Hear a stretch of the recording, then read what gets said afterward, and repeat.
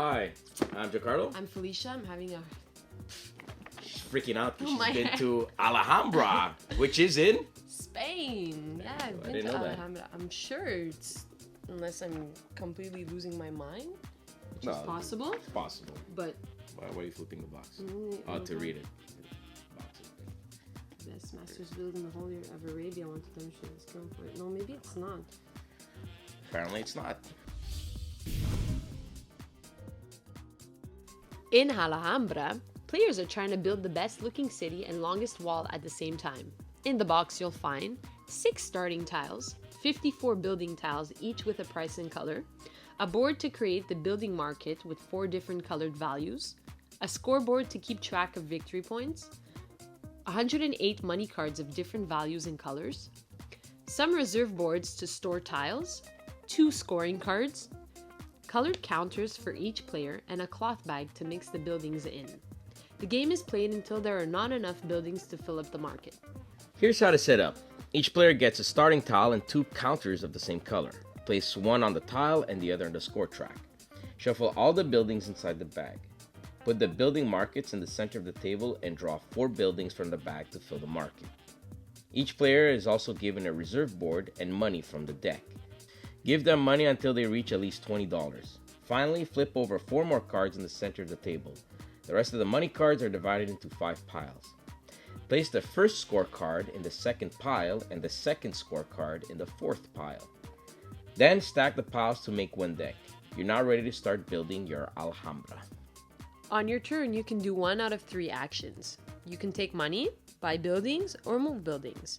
To take money, simply take a money card showing, or 2 money cards which add up to 5 or less. Replace the money with new ones and your turn ends. To buy buildings, you look at the color of the market board and the number on the tile. This will tell you how much money and what color to discard from your hand to buy it. Take that tile and put it aside in front of you. If you paid the exact amount, you can take 1 action from the 3 available. Once you've done taking actions, you now place the building or buildings you bought. They must connect to your Alhambra so that your colored token can reach it from the center tile without crossing walls.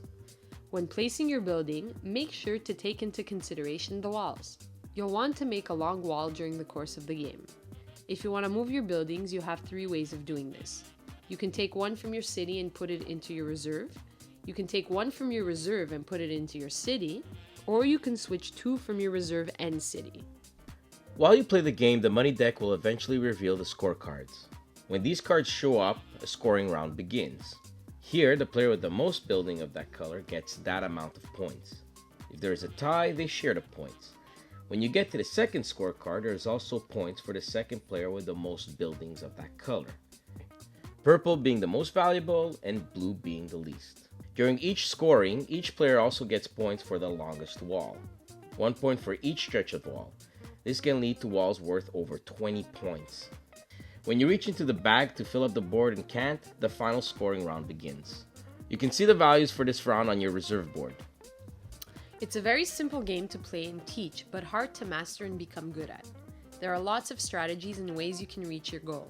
You can buy buildings to stop others from making points, or you can just go for purples and wall tiles. You have to manage your money well, and you'll find yourself sometimes broke, but in the lead. It's good enough a game to enjoy with family and hardcore gamers alike. The art is nothing special, but has that classic Sims feel. The rulebook is great with examples and images. There's not much player interaction, and playing in a big group can be annoying.